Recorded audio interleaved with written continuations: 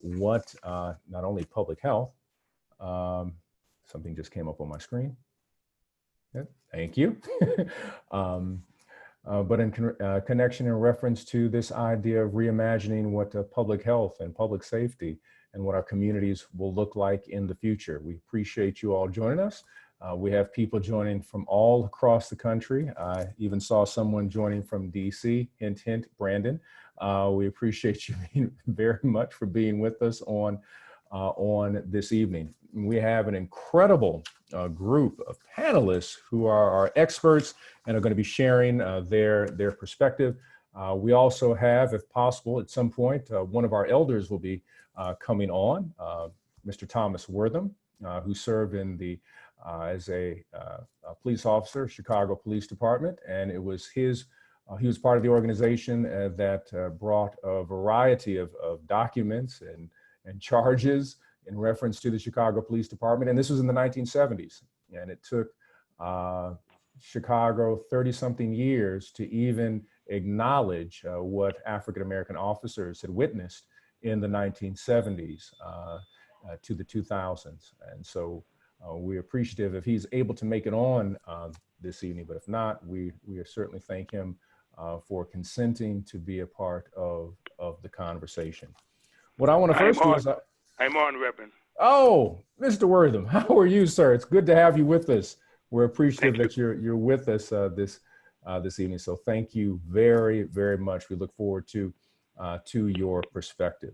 I want to first take an opportunity to introduce those who are on this webinar this evening. We have some incredible people who are with us. I'm going to ask that they would just wave their hands when I mention their names. We have Tiffany Ford, who is a Chicago native, studies social and economic inequality, and conducts intersectionality-based policy analysis as a public policy doctoral student at the University of Maryland, College Park. By the way, I love your basketball team also, the University of Maryland. So we really appreciate you being with us this evening. We also have with us Christine Mitchell, is a research associate with the Health Instead of Punishment program at Human Impact Partners, a nonprofit committed to bringing the power of public health to social justice campaigns. We thank you for being with us this evening. And Elle Dowd is a bi-furious recent graduate of the great Lutheran School of Theology and a candidate for ordination in the Evangelical Lutheran Church, and has also been an organizer with Soul, and she has done some incredible work in and around the areas of organization and Disrupting Worship Project, where she writes regularly. So we thank you for being with us. And also we have Reverend Terence Mayo, who is a scholar practitioner, passionate about the work of racial justice, the liberation of people in the African diaspora, and Black queer radical tradition. And he is a PhD student at the Chicago Theological Seminary. And we are also honored that we have on the line one of our elders, Mr. Thomas Wortham, who has been an activist, has worked with the Chicago Police Department, and has served as a mentor for years in the Washington Heights community for young African-American men and boys. And we are so appreciative that Thomas Wortham, who is so revered in the Washington Heights community and at Trinity United Church of Christ, where he serves, where he will tell people that he's unashamedly Black and he's unapologetically Christian. And we certainly appreciate him being with us on this evening. So we're going to start our conversation with our elder Thomas Wortham, who served as a Chicago police officer. And Mr. Wortham, if you would be so kind as to share with those who are on this webinar that many of your colleagues, when you were serving in the police department, there was a variety of issues that you found in the police department that you all submitted to the city, but it took quite some time for the city to acknowledge what you all had witnessed in the police department in terms of how do you create a healthy community. if you would just share in your own words, what are some of the challenges that you witnessed when you served, and why has it always taken so long in Chicago in particular to acknowledge that there are challenges, especially in the African American community, in its connection with the majority community in Chicago? Well, one of the main factors is people never took the time to realize that there's a difference of opinions on most things. The police see things one way, and it's not that it's right or wrong, and the African-American community see things another way. There never has been a real meeting of the minds. I think one of the main problems is there have never been enough African-American police on the police department. I think that problem, we've talked about that years ago. There was action put into place back in the 70s where Judge Marshall had ordered that the police department put 45% in every graduation class that came on the job, make it 45% African American. At that time, FOP went back to court to have that lowered from 45% all the way down to 20. Had that stayed in place, I think we would have had a better number of African Americans on the police department. And I think, quite frankly, the relationship between blacks and whites, African American community in the police department would have been totally different. Unfortunately, and I'm not trying to condemn, or by no means am I condemning non-African American policemen. There are some very good policemen out there who are not African American, and they work in the black community every day. So I'm not saying that. I'm saying simply that African Americans understand African Americans a lot better, and I think there would be a much better relationship between the police department and the community if we had more African American policemen on the police department.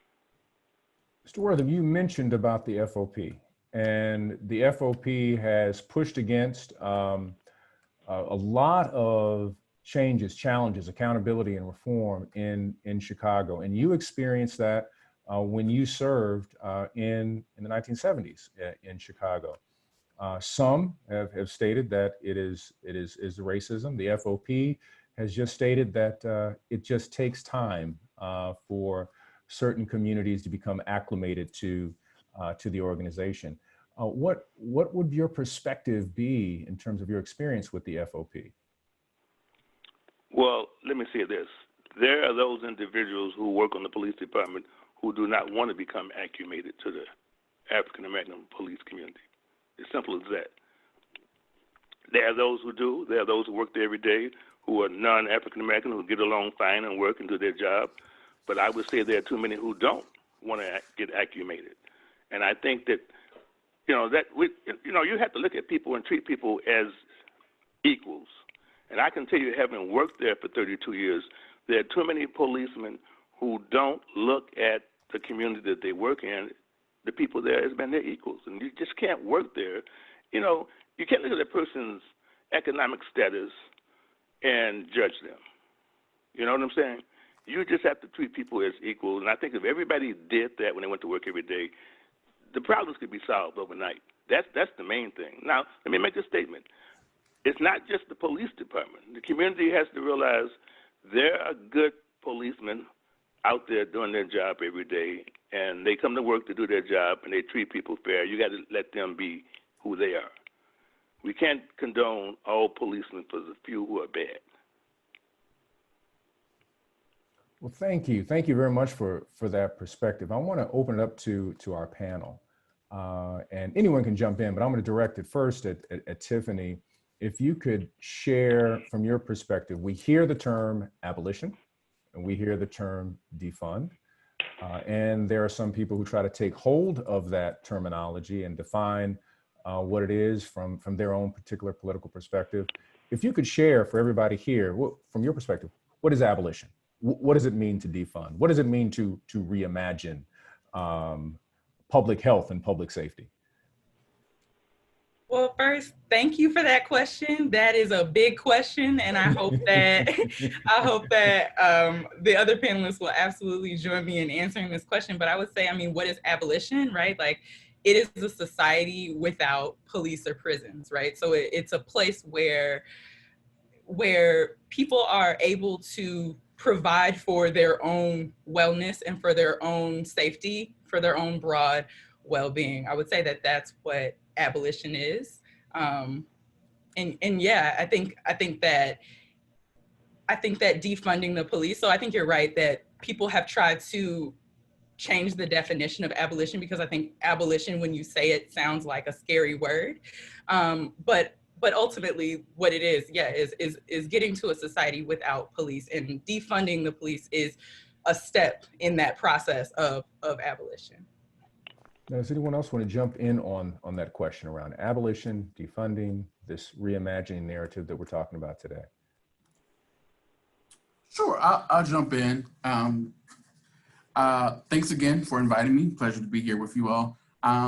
I think Tiffany is exactly right. I think it's also about shared accountability, specifically around what does it look like for community members to hold each other, right, accountable for their actions, their deeds, and also getting to the root of issues, and not just about policing, incarceration, surveillance, creating lasting alternatives to punishment and imprisonment, but really reimagining what it looks like to have a just society where there's shared humanity, and we get away from these false solutions of body cameras and cultural competency training and all the bad cop, good cop, but actually move towards systems in place that communities can really help each other grow, nurture, and mature. I know that I already spoke, but I wanted to jump back in, Terence, because you saying reimagine also just made me think back to this idea of abolition being a scary word, right? And I think that it feels scary to people sometimes because it is a reimagination, right? It's a radical reimagination, and it's something that we've never really allowed ourselves to do before. Whenever we come to this place of really thinking critically about the role that police play in our society, we always move towards, okay, well, reform. And we keep trying to reform something that cannot be reformed. And so I think that abolition feels a bit frightening for some folks, because it really does require us to start with a blank piece of paper. And it requires us to think about, what is the society that we want to see? And it might look radically different from the society that we currently exist in. And for some folks, that can be scary. For a lot of us, that can be scary. Change can be scary sometimes, but that doesn't mean that it's a bad thing. And I think that it's absolutely an exercise that we should practice. I want to jump in and ask Elle, if you would share with us, someone who's about to be ordained from a tradition of grace and works, if I'm correct, how does the faith community engage this idea of reimagining policing, of defunding, of abolition? What does that mean? How do you communicate to your congregation and to your colleagues? Yeah, thank you, Pastor Moss. I do want to acknowledge too, before talking too much about that, that Jacob Blake is fighting for his life right now in the ICU after being shot by police in front of his children just yesterday. So I want to send, I know all of us here are sending our love and solidarity that way. And I'm just like really holding him and his loved ones in my heart as we're like thinking about these questions, because I think abolition can feel really abstract sometimes, like it's a theoretical framework. But actually, this is like flesh and blood people, blood in the streets, like real people with real lives, and that matters to me. So I think when talking about, from a faith perspective, talking about abolition, I actually think those of us who are Christians have like a really great tradition, which includes abolition. If we look all throughout our sacred texts, from Exodus to the prophets to Jesus and beyond, we see these stories, these ancient stories that we read every Sunday, which talk about a God that wants people to be free. And part of the way that our ancestors reimagined what that might look like is with bonds being broken, chains being released, captives being set free. And so there's so much from my tradition that we can talk about and use our spiritual imagination to continue the conversation about what is next, what's next for us, how can we follow in that tradition of our ancestors in the faith who came before us, who trusted that in heaven there's no prisons, in heaven there's no cages, and that we can be a part of that reality now. Now, Christine, I want to ask you've done some incredible work around health instead of punishment. When we use the term public health and we engage issues of safety from a public health perspective, what changes in our policy? Yeah, that's a great question. So I'll pull on a couple things. One is I want to add to the ways we've already beautifully defined abolition. Ruth Wilson Gilmore's idea about abolition as presence, not as absence. So it is about no more prisons, it is about no more police, but it's also about what do we build in its place? And how do we build a world where people have what they need to survive and thrive, where people have housing and healthcare and education and food and everything that they need to survive. And so that for me is what makes abolition a public health vision, because those are the things that we focus on in public health, and we call them the social determinants of health in public health. But for me, building and supporting those social determinants of health is actually an abolitionist project. And policy-wise, I think Tiffany was right on that defund the police is a strategy to get us closer to abolition. And so I'm really excited right now to see nationally so many years of organizing and so many organizers finally seeing defunding the police as being pushed forward. And that's including things like getting police out of schools.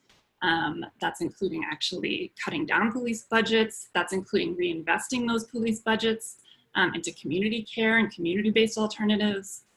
In California, I'm in Oakland, we're working on the Anti-Police Terror Project has been organizing what's called MH First. It's a mental health response where it's a non-police response. So it's a hotline where mental health care providers are there and able to answer the call and show up without police being involved. It's just a couple examples. Thank you. Now, policing is always racialized. The idea of criminality is always racialized, and it plays on the idea of white fear, which creates particular policies in and around that. How do people, and I use Ta-Nehisi Coates' words, who frame themselves in the construction of whiteness, what is the responsibility of sharing and freeing people from this type of fear in order to create new policy? And anyone can jump in on that question.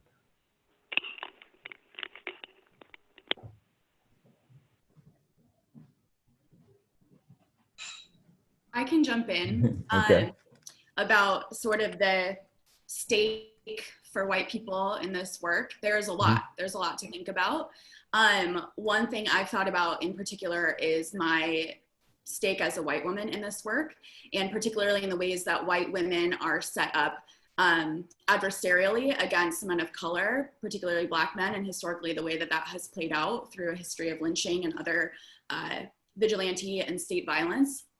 And I think a really important thing for white people like myself to keep in mind is that we're working for our collective liberation, and that sort of helps us guard against a sense of white saviorism. And so for me, it's been really important to think about my role in this work in what I have to gain and lose as well by ending mass incarceration and by establishing abolition.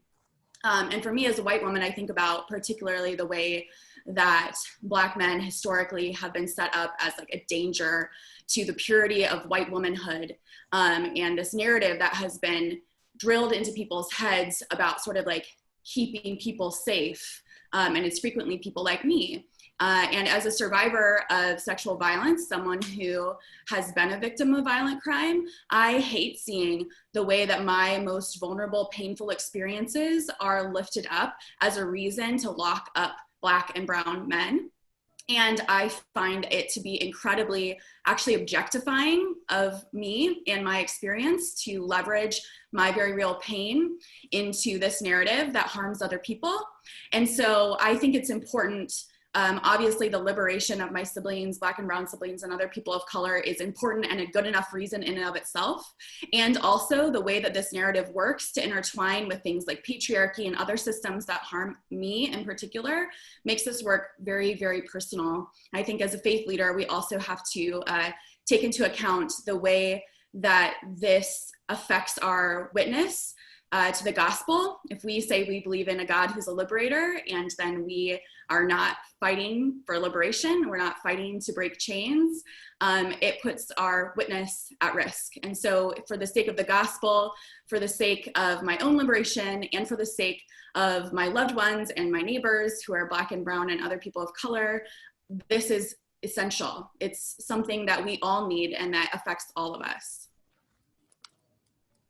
What are some of the best practices in terms of policy that we are either yet to see, or policies that have been put in place in certain areas around the country or even around the world in reference to policing and public health?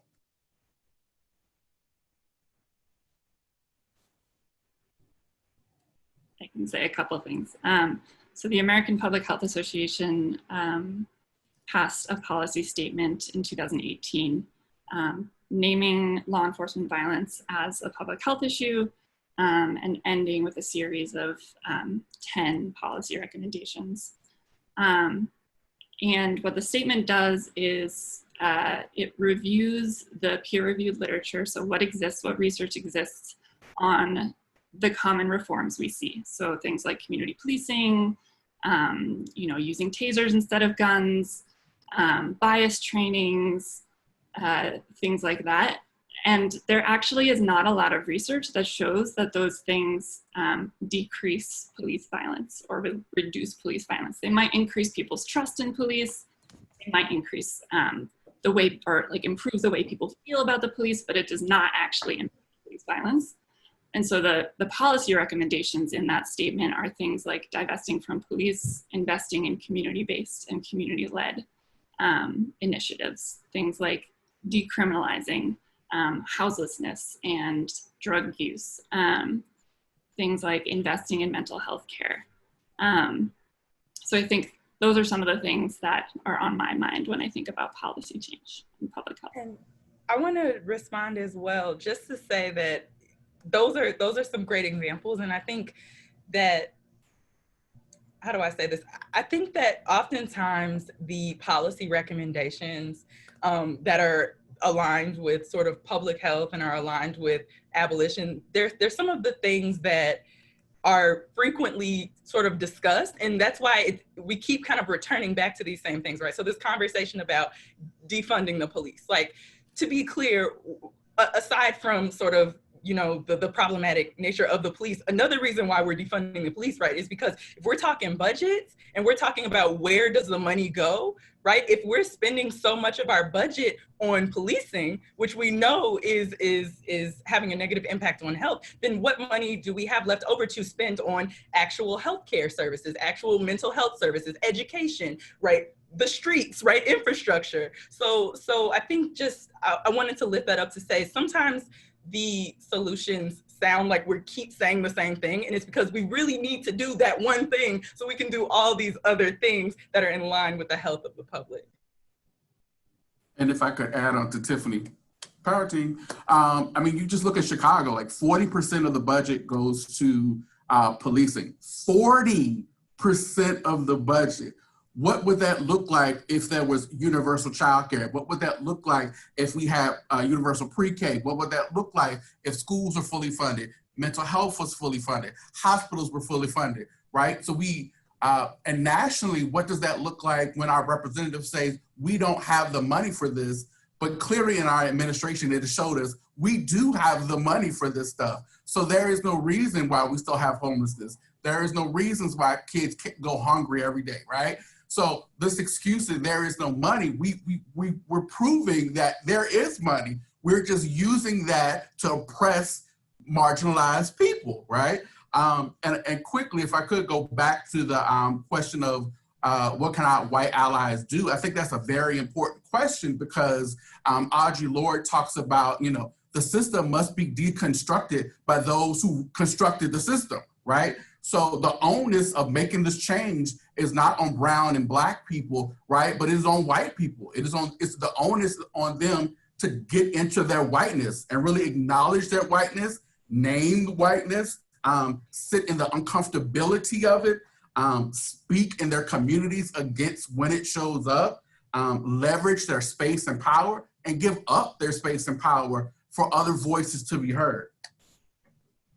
And if I may name the elephant in the room, pun intended, because there is a group of people speaking this evening that are using language that racializes, dog whistle, that creates fear in order to be reelected. How do we begin to deconstruct the political system so that we can remove this racialized narrative that is so destructive to the human personality? Well, I think first, I don't have a full answer, and all the panelists are bombs, so I know they're going to jump in. But I first just want to say it's important for us to recognize all of the political tools that are at our disposal, and for us as people who are fighting for justice, we might all be using different tools, but I think it's important for us to value all of those tools. For example, protest is a valuable tool for policy change. Even you all might not agree with me here. Even looting and rioting is a valuable tool for policy change. And I think that we need to lift up all of the work that everyone is doing to get to this reimagined future. And I think that that's going to be really important work that we can do as a community. You want to add to Tiffany's point? Riley said, yes, Tiffany. Yes, somebody just chimed in on you. I think it's really, I agree completely, Tiffany. I think you said all the right things, and I just want to reinforce that right now, especially in the rise of fascism that we're experiencing in this country and in the rise of the police state, that separating ourselves by good protesters and bad protesters does nothing for liberation and only seeks to aid oppressors in dividing us. And so I feel no need to distance myself from people who redistribute wealth when those communities have been looted from for a long time, and we're talking about stolen bodies on stolen land. And so I think if we're talking about the ethics or whatever of protests, we can have different points of view, different vantage, different tools that we use, like you said, Tiffany, to get where we're going. But to denigrate and separate ourselves out and distance ourselves from other people who are also working towards liberation in their own way, or who have very little other options available to them, is only aiding the fascist police state.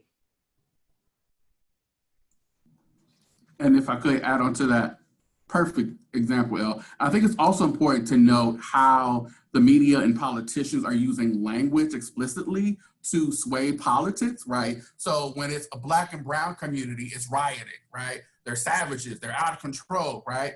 When white developers come into Black and brown communities and literally push out entire generations, right? Oh, it's just economic development, right? So this language that is being used to demonstratize Black and brown communities then is then changed to make white communities look like saviors when it's doing the same exact thing, right?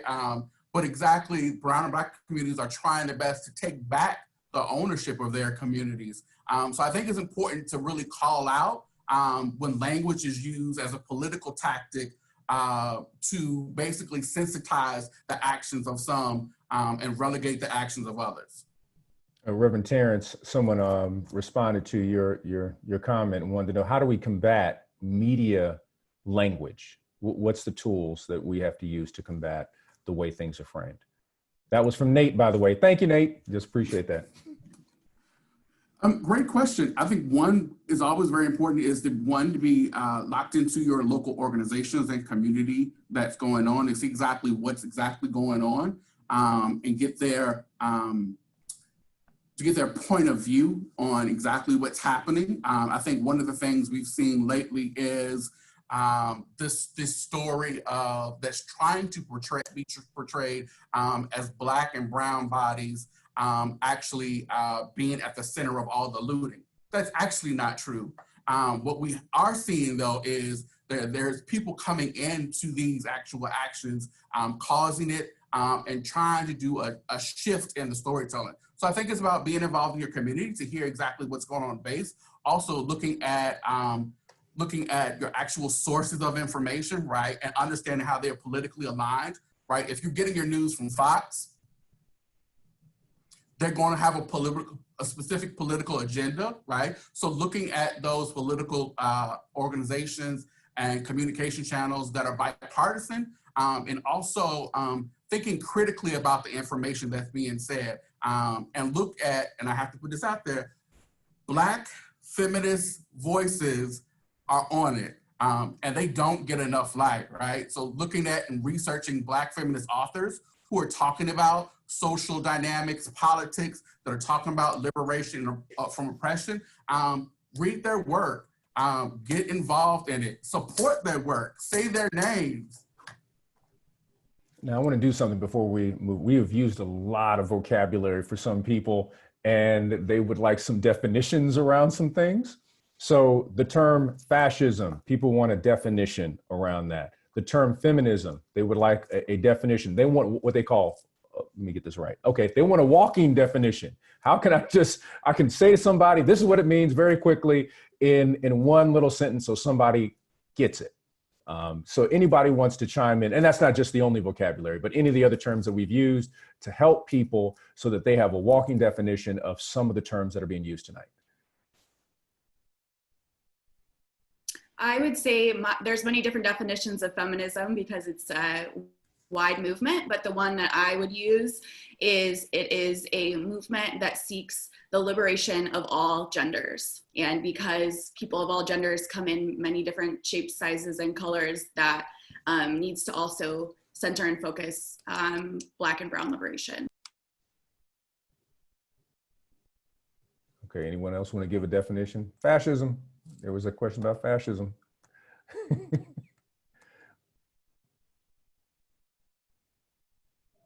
I want to add a quick thing to Okay. feminism real quick, because there's this danger of what's called carceral feminism, which is the idea that we need to punish people, particularly men who have caused harm to women, most often sexual violence. But that idea of punishment, that idea of carceral feminism, as we've been saying for most of tonight, is like not the goal, not what we're looking for.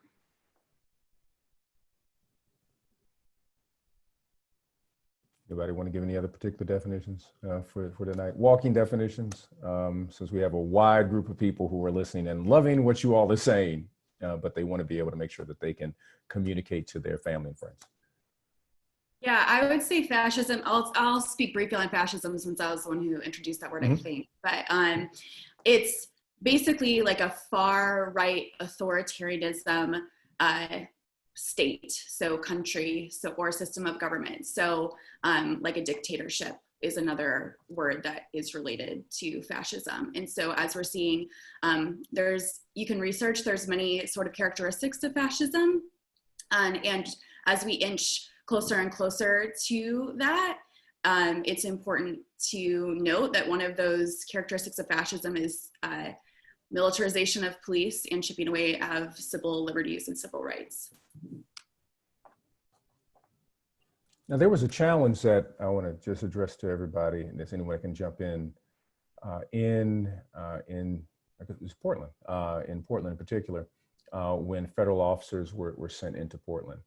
There was a major critique among Black activists that all of a sudden Portland is receiving a lot of media attention, and the voices, Black voices, were being drowned out as other stories were being written about the quote unquote courage of so many people on the front lines who were not Black. And so this is a continual challenge in terms of Black voices being silenced. And that's the struggle of community and partnership. Would anybody like to address how do we make sure that we do not silence, quiet, or marginalize voices of people we are in partnership with?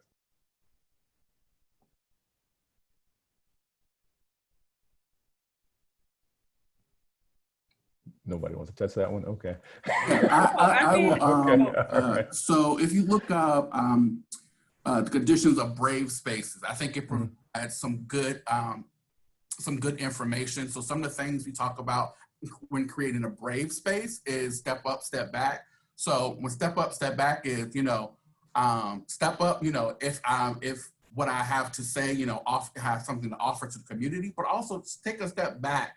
Like if I feel like I'm offering too much, I think part of that is also understanding the biases you may have, both preconceived and conceived, and owning your biases. So owning the impact of what you say and how it affects people. I think another part of that work is also being true to the voices of that particular genre in that area, right? So not for me to come in as an organizer from Chicago, right, and go to Milwaukee or go to Ferguson and kind of take over what the local organizers are doing, but be there to support the organizers. And so some of the work that I've been trying to do is to empower the church, specifically the Black church, not to try to come in and take over movements, but support movement leaders that are already doing that work, right? So how do we support our local organizers that are diligent doing that work every day, right? And be in partnership with them and support them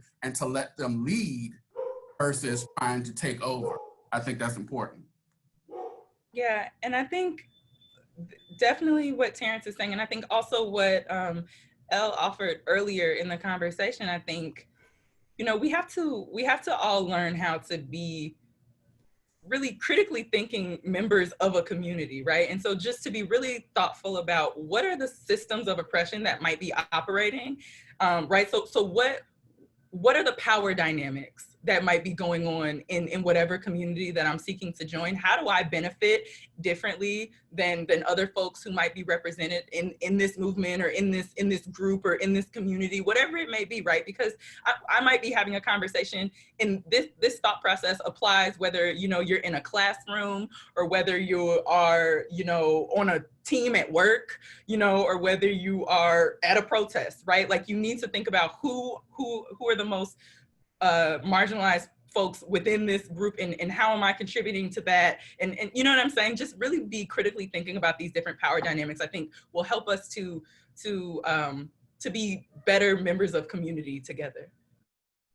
We have a question from Brandon Cox. Brandon says, how do we empower or educate Black and Brown communities to be more invested in our public safety if we are going to abolish the police?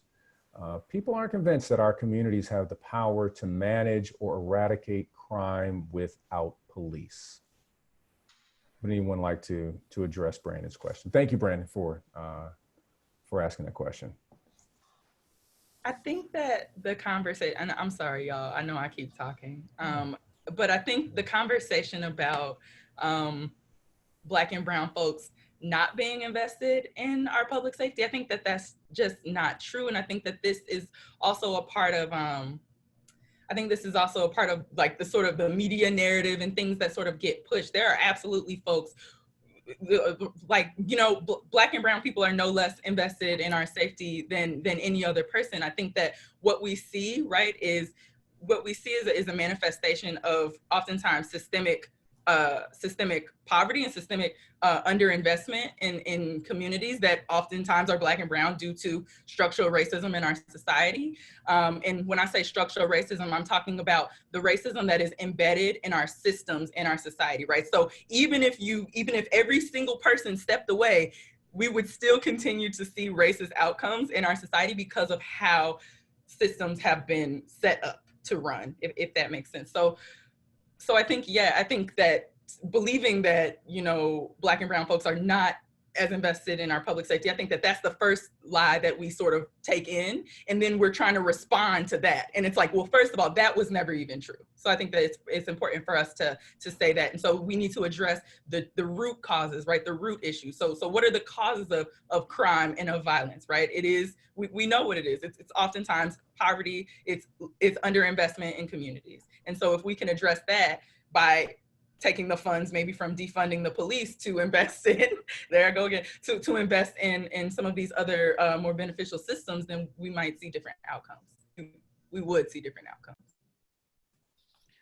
I would say too that one way to think about that, the answer to that question, is that we can point out that we actually aren't managing or eradicating crime with police.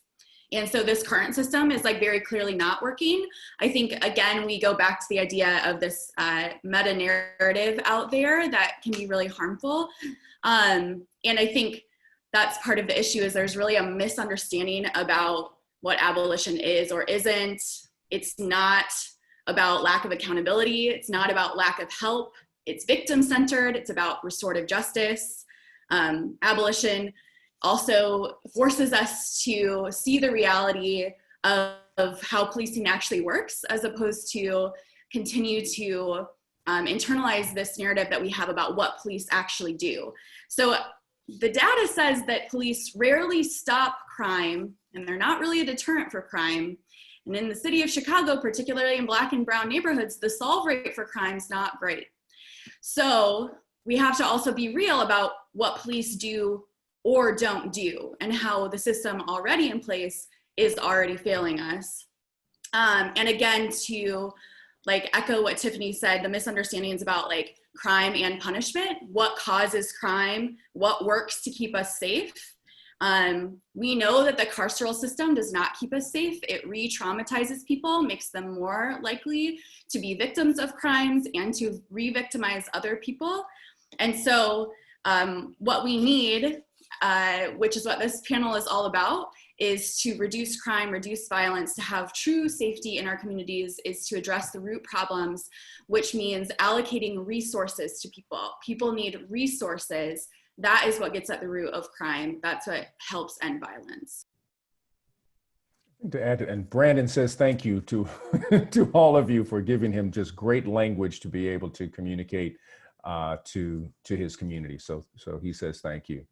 I think one of the examples of public health versus criminalization has been the narrative in and around the idea of drug use in African American communities, and the quote opioid health epidemic in rural areas, and how one is firmly in the range of how do we prevent, how do we care for, how do we uplift, how do we spend money to ensure that families are well taken care of.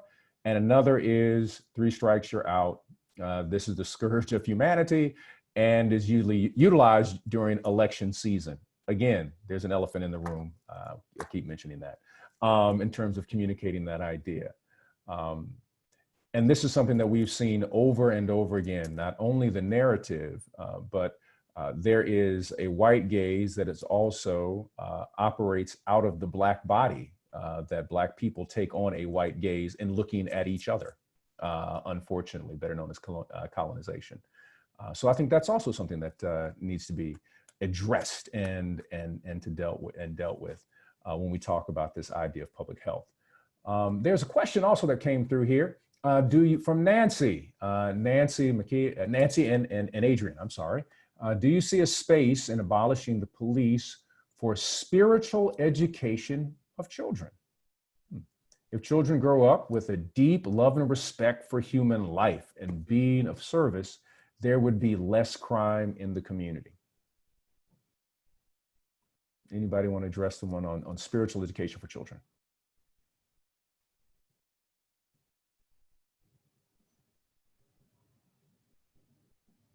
Okay, I'll go to the next question. I could address that. Okay, thank you. So part of the, my definition of abolition is understanding of shared humanity, right? And in shared humanity, the work talks about how do we see each other. So you talked briefly about, the white gaze and how through colonization, we brown and Black communities begin to then police each other and themselves in a way that is very similar to what police do, right?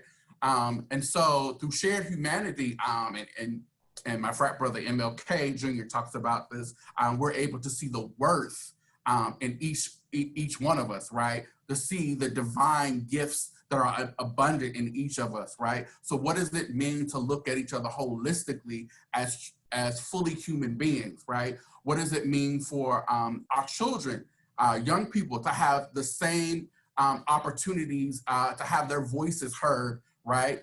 In conversations such as this and others that are happening, right? What does it mean that, to have spaces that women are no longer questioned about if they should be preaching, right? What does it mean, right, to see the innate ability of divinity in each and one of us, right? And to separate us from this sense of other, which is really taken over as we become really politicized in our current person in office. So what does it really mean to roll back the layers of that othering and take a really hard glance at where does that come from? And how do we move past that to really see each other as equal, as divine, as human, as worthy? So that's where that shared humanity comes in, right? And also that brings about further conversations about how do we then see the least of us, right, as worthy of housing, as worthy of clean drinking water, as worthy of proper education, as worthy of the bare minimum what we need to be actual thriving human beings, right? So when you're talking about public health and public policy, right, we really want to center it on a thing of abundance and less on a thing of lack. And I think that's important. I want to add to that too. I really, really appreciate that, especially that shared humanity piece. I think that's a thing that feels really important here. And to bring Brian Stevenson into the conversation, the idea that everyone is more than the worst thing they've ever done, that people hold so much more than that inside of them. And that's where there's room for things like restorative justice, for things like transformative justice, where we focus on the systems as well as restoring that relationship between people. I think that for me feels like a key sort of spiritual education piece for children. It's that idea that people are more than the worst mistake or the worst thing they've ever done. Walk with that idea of restorative justice for those who are on this webinar who may not know what that means. So give us a definition and walk with it as an example so someone can walk away with some walking language for restorative justice. Sure, yeah. I'll kick us off, but I'm gonna lean on some other folks to jump into. So restorative justice is a practice that draws from a lot of different places, including Indigenous practices, that brings together someone who has done harm and the person who has experienced that harm with support people to talk through the harm, to get accountability, to work through it and figure out what do we need to heal this relationship. Transformative justice adds on another layer, saying we not only need to restore that individual person-to-person interpersonal relationship, we also need to transform and restore the systems that led to that harm happening in the first place. So that's like very basic definition. Definitely recommend going to a site called transformharm.org that has tons of different articles, examples of the ways that transformative justice has been used. I think it's been used very strongly in that sort of sexual violence space with a lot of frequency. So yeah, thank you, Tiffany. Anyone want to add to that? All right. Not really in addition, just like a short version is my like understanding of restorative justice is that it's less about the thing that happened and more about the relationship, right? It's about the community relationship. I think that's like my key takeaway. It's what we all learn in kindergarten. Exactly. You know, when something happens. I want to add another piece in reference to this, because connecting Faith in Place Action Fund and the work of Soul and so many other groups, that there was a question about why is Faith in Place Action Fund involved in this kind of conversation. And I want to help some of those who are on the webinar that all of these things are deeply connected. This is a holistic movement. We're all connected together. We cannot create compartments. But just to give a little bit of history, that after the Great Depression and the policies that were put in place by the government of the United States to give loans, mostly to white communities and white people, for houses, low interest loans for homes. There was a segregation. Great book called The Color of Law really kind of deals with this.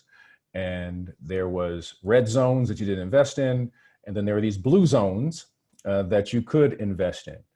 What happened as a result of this urbanization was the removal of certain people of color from their homes, and there was an increased police presence in the red zones. Those red zones were also the zones that were used specifically where they were zoned for businesses or manufacturing groups to be able to dump. So we have a policy in reference to housing that then directed city governments to increase police, and that also has a direct environmental effect, and as a result, higher infant mortality rates. So we can mark the idea of high police presence, high infant mortality, in reference to locking people in reference to where they live and their inability to get loans in reference to banks, and then also divestment in reference to the educational system. I just wanted to mention that because there were some people raising the questions on the stream and also on my phone about those particular connections. So I just want to make sure that we have that work, some of that working history around that. We have some other pieces here. Karen says, we cannot forget or discount the militant ways of Black men and women revolted during enslavement, fought the races during Reconstruction and beyond. And I'm so glad you brought up the Deacons for Self-Defense. Thank you very much, which was a form of self-policing because there was no policing within African-American communities for most of American history. And Black people had to form their own forms of police. So Karen, thank you very much for that one. Also, there's a major shout out for all of you all. They think you all are the greatest panel ever. So I wanted to mention that. So you've got some fans out there right now who are listening. What can you say to faith communities? We've already started that conversation before. Elle, you mentioned that, but for those who are a part of a faith community, those who may be serving in some form or fashion a faith community, what could we say to a faith community? How can they get involved in this work? What's a way for them just to get across the threshold? They may not be deep in the living room or the kitchen yet, but just to get across, let them just stay in the foyer. Okay, we just put them in the foyer at this moment, or even on the front porch. What could we do?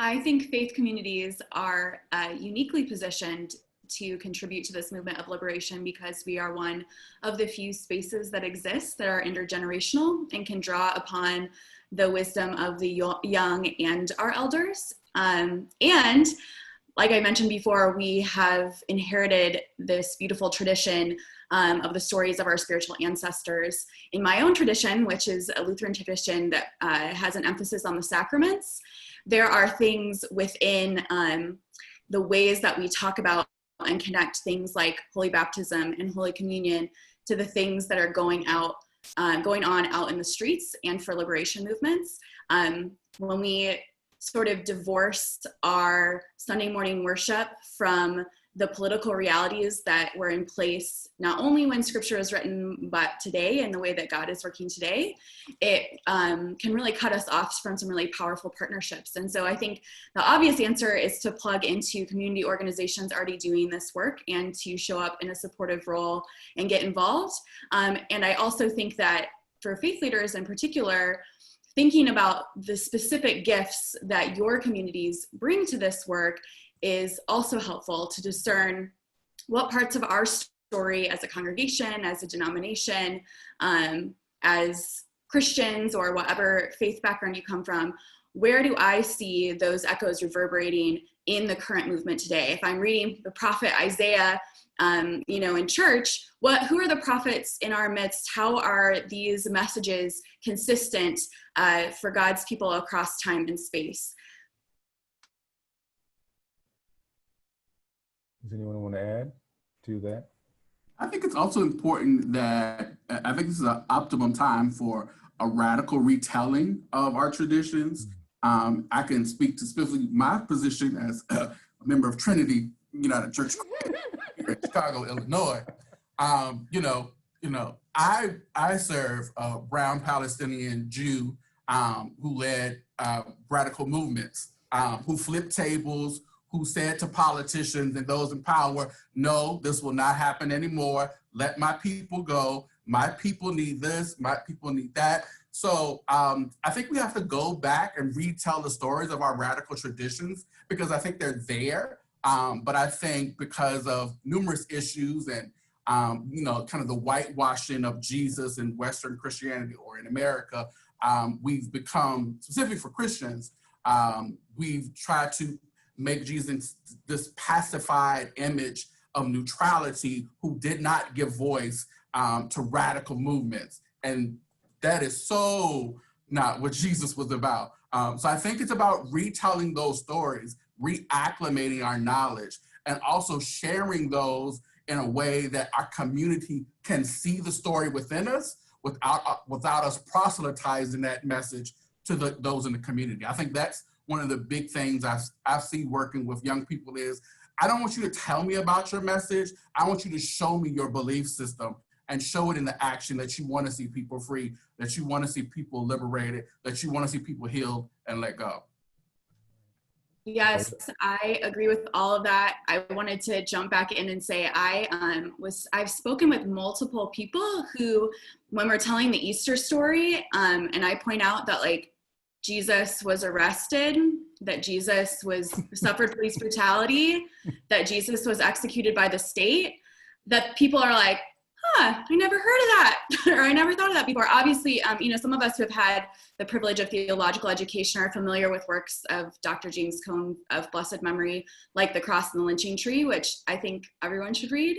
But to really be clear that, yes, this is a man who was initiated into a movement that was in part led by his cousin. He watched his cousin get arrested and he was radicalized. He started building power and it threatened the empire. And so the empire did what they do, which is to try to suppress and silence him. And the resurrection was resistance to that silencing and repression. So I sometimes say that because Jesus was killed by the police and the state, that the resurrection was Jesus's own way to say, fuck 12, because he said, you can try to keep me down with your violence, but still, in the words of Maya Angelou, still I rise. And I would add that his family, his parents, they were undocumented when they went to Egypt, and they were welcomed, thankfully, that there was no wall. Otherwise, we wouldn't have the story to tell. So Susanna just said to you, Elle, preach. So we appreciate that. Can I add one Yes. thing to what they both said? Because that was everything. And I'm over here citizens and everything. And I just want to say, this is how we bring people into the faith. You know what I mean? Because there are people who feel like, there are sometimes people who feel like, the church community isn't always speaking up on all the issues that should be spoken up on sometimes, and allowing this radical understanding of you know, the history, right? That is how we bring people into the faith. People are like, you're right. Yes, absolutely. People are hyped. Let's get hyped for Jesus. Like, you know what I'm saying? So. Now, we've always come to the hour, and you all have been absolutely extraordinary. I want to mention, because someone already put it in the stream, that if you would like to give to Soul, if you would like to support the work of Faith in Place Action Fund, I believe that they've already put a link in the stream. I'm going to ask Sal if she'd make sure that they're both in the stream there. But these organizations do a tremendous job. I'm so grateful for the work that they do in Chicago. It has been a delight since the time that we have been here in Chicago to work with both of these incredible organizations. Now, there's something that I always do anytime that I'm moderating a panel. You have a final question, but this final question is going to be a little bit different. So here's the final question. Give us a song or an artist that is lifting you up right now, and why?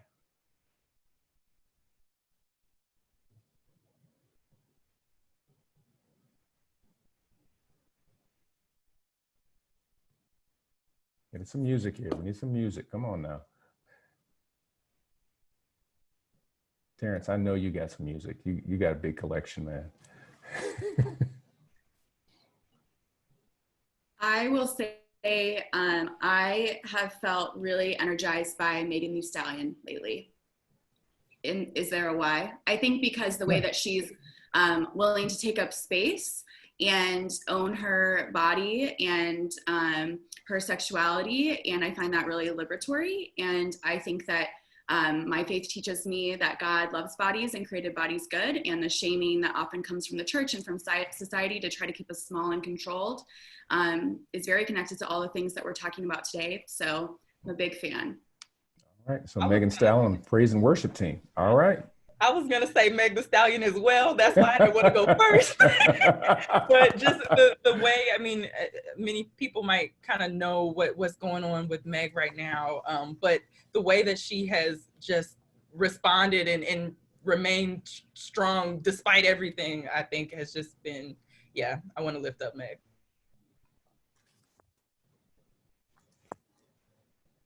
All right. We got two Megs. I would definitely lift up India Ari. Is someone who is amazing. One of the things that I think it's her song "We Are" talks about who we are to ourselves, communities, to our ancestors, and I think that's really holding me and securing me in this time, and also providing a time of balance and restoration as I think about that this work is not about me, but it's intergenerational. It is the work of ancestral forebearers. It is the work of generations to come, but it's also the work that must be done in wholeness and must be done in times of contemplation, rest, and joy. Amen to Indiari. I Am Light is a personal favorite. Yeah, is it too on the nose to say fuck the police? So we got some NWA going. Okay. So we got Meg, India, NWA. I'm going to add Kamasi Washington, jazz saxophonist who also scores music for Kendrick Lamar, and a local artist who I absolutely adore, a sister by the name of No Name. And so those two are just absolutely incredible. So I want to thank everyone who has been a part of this. And I also want to give a major shout out to Mr. Thomas Wortham for being on with us. He is such a highly respected elder in our community and has been an incredible mentor to so many people. Veronica Kyle just put on Marvin Gaye. I knew Veronica would do Marvin Gaye, but anyway, I know she's a Marvin fan. But we appreciate you so much, Mr. Wortham, for being on tonight. We appreciate our panelists, all those who made this possible this evening. We appreciate the team at Soul and the team at Faith and Place. You all are it. We appreciate you very much. And we thank everyone who joined us this evening. For those who are in the background from Soul and also from Faith and Place, they are hiding back there. Salvador and Brian and others, you all are more than welcome to come into the conversation at this moment. And if there are any additional things that you want to say as we prepare to close out. Thank you, Tanya, by the way. Appreciate the shout out. Pastor Moss, this is Brian. I just want to give a shout out for the Green Team Summit coming up September 13th through 17th. Well, look at this, we got a slide. You can join Reverend Moss, others, continue to explore, the root causes of our injustices. We're going to be lifting up the intersectionality between COVID-19, climate change, and racial injustice. We have amazing speakers. Go check them out, along with Reverend Moss at greenteamsummit.org. And want to invite you all to participate in that, and want to give a big shout out and thank you to each of you for joining tonight. And do we have a representative from Soul who just wants to give a shout out as we close out tonight? Do I have permission to speak, panelists? Somebody just popped in. I'm sorry.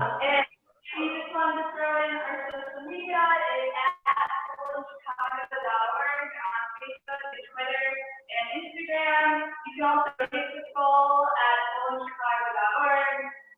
We want to thank all the panelists that got on and everyone for listening to what our community looks like without police. Thank you very much. Can I pop in and say something?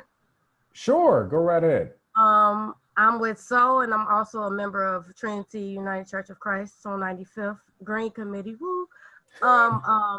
As far as Soul, on the 31st, we will be having a mutual aid for Chicago students, college students, Southside college students, and we are accepting donations up until the 31st at 10 a.m. We have a link on all our Facebooks. There's a link so you can donate with Action Now, and then you can call Tanya or something if you want to donate school supplies for college students, non-perishables like granola bars and all that stuff. But yeah, we're doing it on the 31st. I'm looking to have it at the Chicago State University parking lot. I'm waiting for the call back from them. But other than that, if we can't, Pastor Moss, since you're on here, if we can't have it at Chicago State, then I have it in my church parking lot. Well, we'll definitely have some conversation about that one. I'm gonna call you out in front of the whole community. But yeah, yeah, we're having it on 31st, and please donate. We're trying to help as many college students as we can, and it's going to be a voter registration at the same time. So. Very good.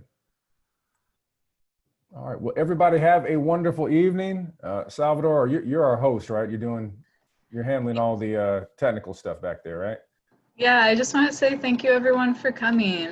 We've all done a lot of work to prepare for this panel, and yeah, make sure that y'all learn and gain something from it. So yeah, I just wanted to say thank you to all the hosts, or all the panelists, and thank you Reverend Moss for hosting. And yeah, we had quite the lively chat, so thanks everyone for being engaged. Yeah. But yeah, I know I learned a lot, and I hope you all did too. And I just thank you all for coming.